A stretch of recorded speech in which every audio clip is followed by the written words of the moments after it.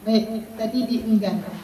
Enggan itu malas, tidak mau berbuat karena mampu. Terus penyakit hati selanjutnya yang dari sebelah kiri, sombong, marah, benci, tersinggung, dendam, kecewa, sombong. Jadi ini sebelah sini nih, penyakit hati ini salah. Ini pakaian Allah, bukan pakaian kita. Kalau kita pakai, jadinya kita salah. Jadi orang sombong ini bahaya. Ini yang pertama kita sadari ini dulu. Nah, jadi waktu nanti istighfar, betul-betul kita udah paham dengan apa yang kita istighfar. Ini yang pertama. Lingkaran kedua adalah dalam menyadari nafsu. Yang pertama, yang dari sebelah depan, nafsu sufiyah. Ini keinginan memiliki sesuatu, terutama yang indah-indah.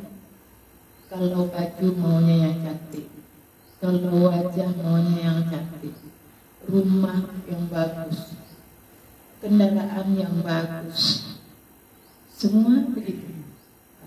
Ini namanya nafsu sufiyah. Boleh. Karena memang itu pakaian kita. Allah berikan nafsu itu untuk kita bisa lebih baik, lebih indah. Tetapi jangan diikuti. Kalau diikuti namanya terus saja. Udah ini mau lagi, mau itu, lebih lagi. Jadi dia punya batasan ini, nafsu yang depan ini. Batasannya adalah batasannya adalah nyaman.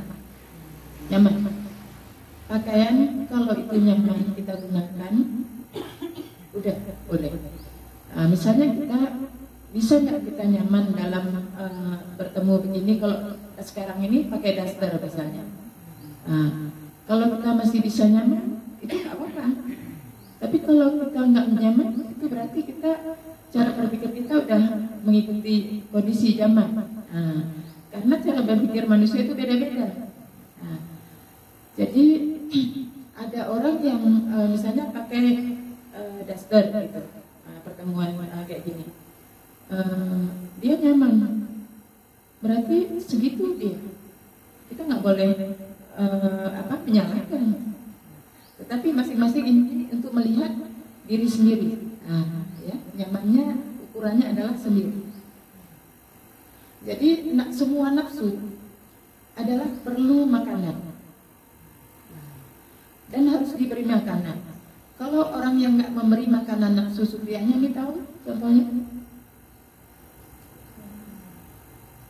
Orang yang nggak memberi makanan nafsu sufiyah itu orang yang nggak pakai baju di jalan, orang nggak pas.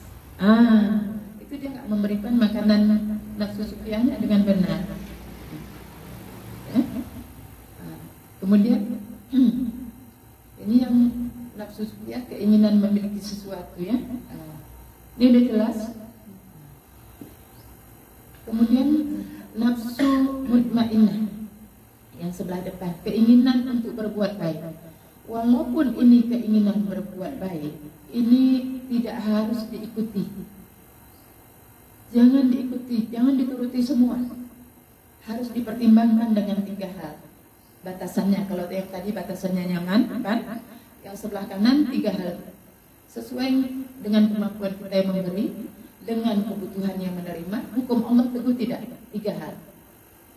Kalau tidak kita pertimbangkan, itu iblis akan membawa sifat angkuh. Jadi ini kita nafsu mutmainnahnya, keinginan untuk berbuat baik ini harus banyak, kuat, tapi harus pertimbangannya juga harus kuat, supaya nggak menyesal. Karena Allah juga mengatakan, janganlah kalian terlalu mengulurkan dan jangan terlalu menggenggam, tapi berdiri di antara demikian dengan wajah. Artinya jangan boros, jangan juga pikir.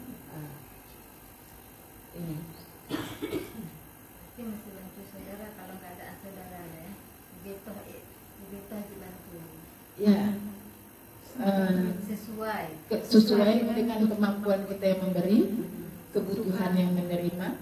Hukum Allah tentu tidak. Misalnya kalau kita berikan itu dia butuh nggak?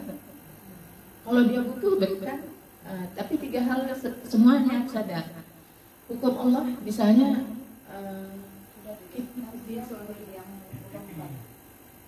itu bukan urusan kita. Untuk butuhnya dia apa? Izin suami itu hukum Allah. Misalnya kita punya, kalau punya kita nggak apa-apa. Kalau memang sudah suami itu nggak mengurangi yang ada sama suami dan itu milik kita, memang dia udah ikhlas, nggak apa-apa. Nggak terlalu yang kecil juga kita harus ini, kan kita bisa kira-kira nggak apa-apa, beliau ikhlas. Nah ini jadi tiga hal yang dilupakan ya. Kemudian nafsu lawamah, ini tentang hal makan. Dalam makanan kita banyak sekali yang kita harus kaji. Kalau di Al-Quran itu makanan orang akhir zaman itu kebanyakan suhta. Tahu suhta? Suhta. Suhta itu kalau kita lihat arti di terjemah itu haram, tapi maksudnya bukan haram. Haram memang jelas haram. Belum jelas haram atau subhan. Masuk. Antara halal dan haram. Iya.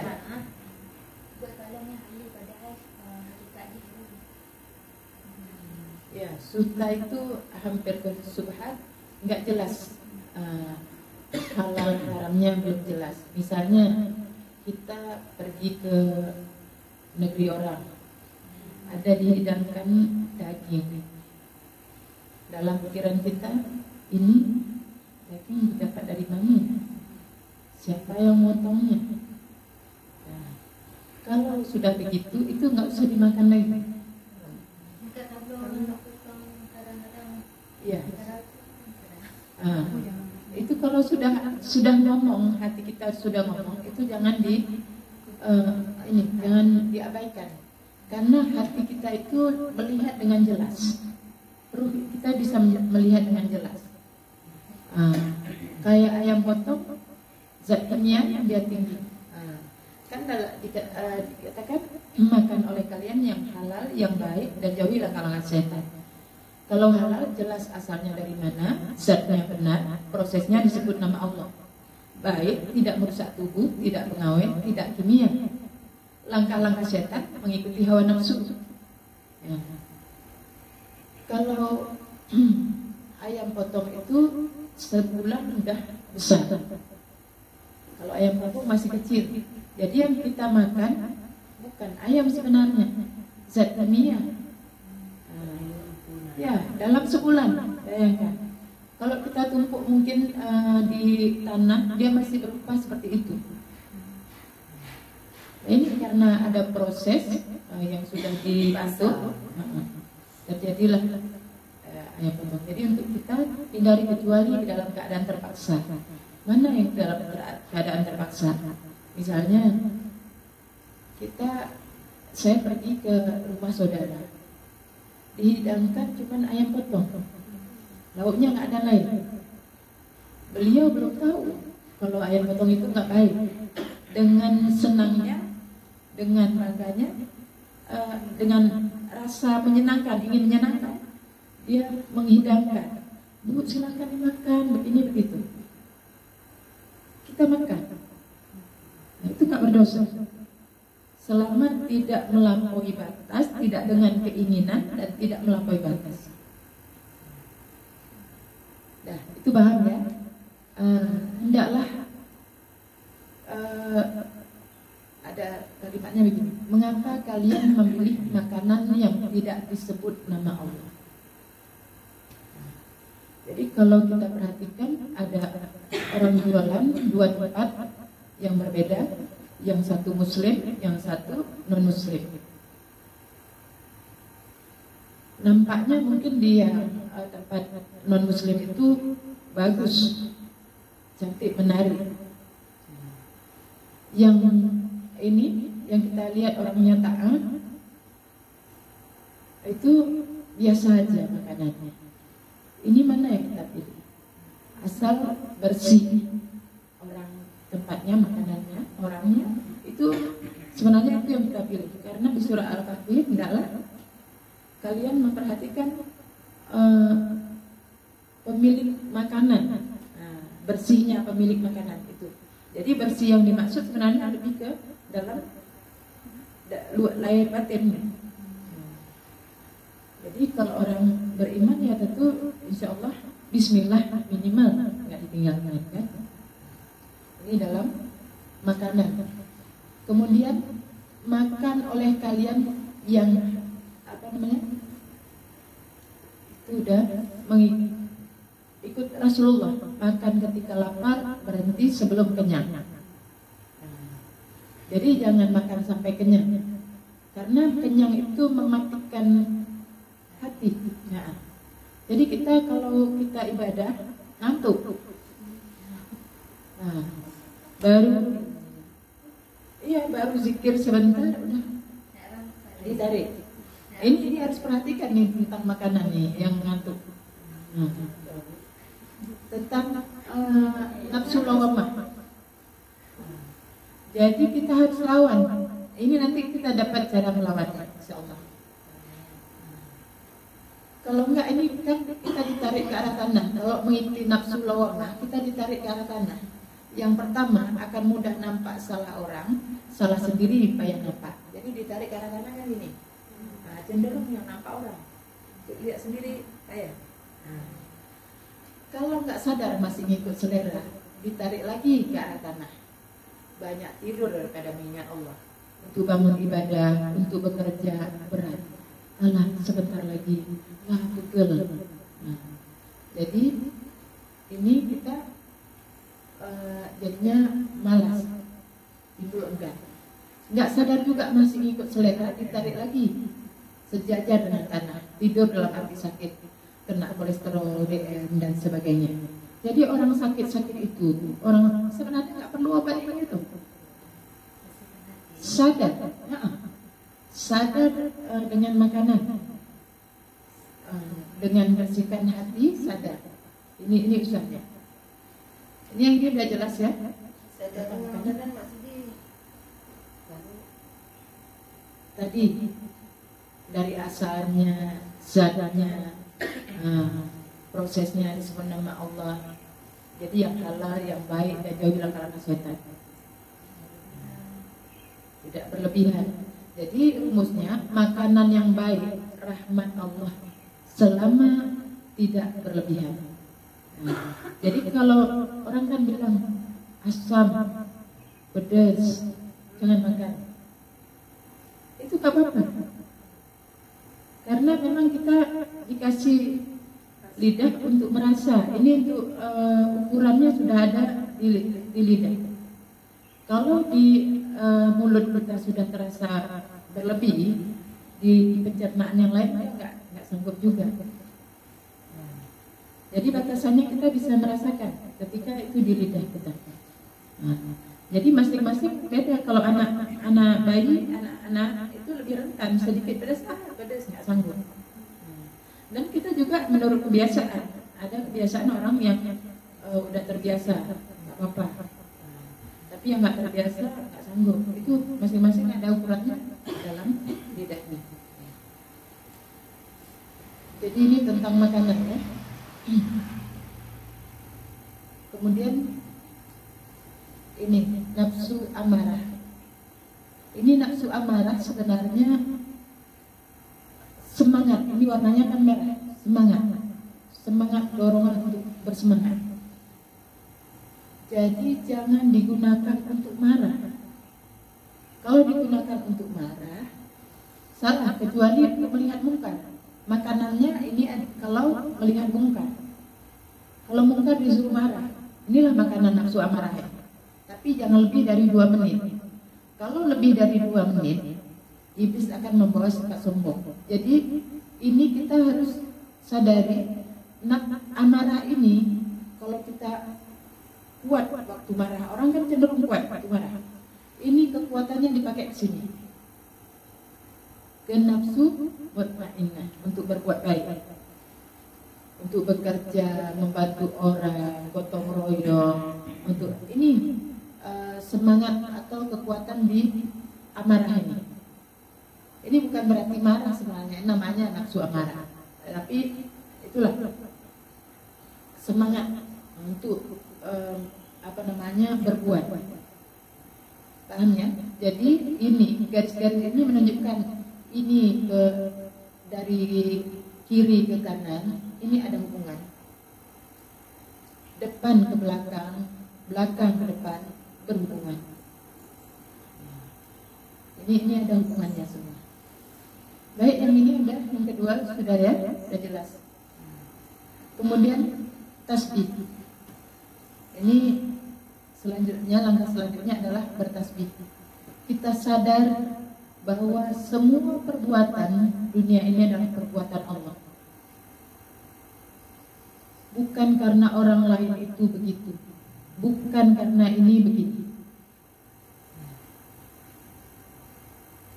Jadi kita harus sadar ini adalah semua diatur dan digerakkan oleh Allah. Jadi waktu kita baca Subhanallah,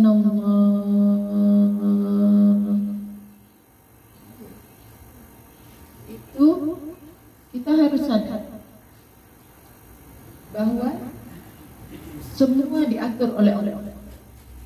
Semua gerak, adanya, hilangnya, bergeraknya segala sesuatu adalah perbuatan Allah. Ini yang harus kita sadar. Kemudian waktu tahmid, alhamdulillah, segala puji milik Allah. Jadi yang berhak dipuji itu Allah, jangan kita minta, jangan kita senang untuk dipuji. Karena apa? Tenaga, harta, ilmu yang kita terima, yang kita beri, yang kita kerjakan, semua milik Allah. Ini makanya bacaannya alhamdulillah. Ya, disadari. Jadi waktu kita mengucapkan alhamdulillah, itu betul-betul kita ini punyamu ya Allah, semua yang ada sama saya ini punya Allah. Kita harus sadar. Kemudian tahlil, la ilaha illallah, tidak ada lain sembahan yang disembah kecuali Allah. Menyembah adalah mengikuti dengan tunduk patuh. Menyembah Allah berarti mengikuti Allah. Mengikuti Allah berarti mengikuti Al-Quran. Jadi makna tahlil la ilaha illallah adalah pernyataan kita benar-benar akan mengikuti Allah melalui Al-Quran. Jadi artinya waktu kita bilang la ilaha illallah, ya Allah, saya akan mengikuti Allah benar-benar melalui Al-Quran. Jadi benar-benar kita mempelajari Al-Quran untuk dipraktekkan. Kemudian takbir, Allahu Akbar. Ya Allah, Engkau yang maha besar, Engkau yang maha berkehendak. Semua terjadi atas kehendak. Tidak pantas bagiku membesarkan diri atas hamba-Mu yang lain. Jadi ini kesadaran kita, semua yang terjadi itu adalah kehendak Allah.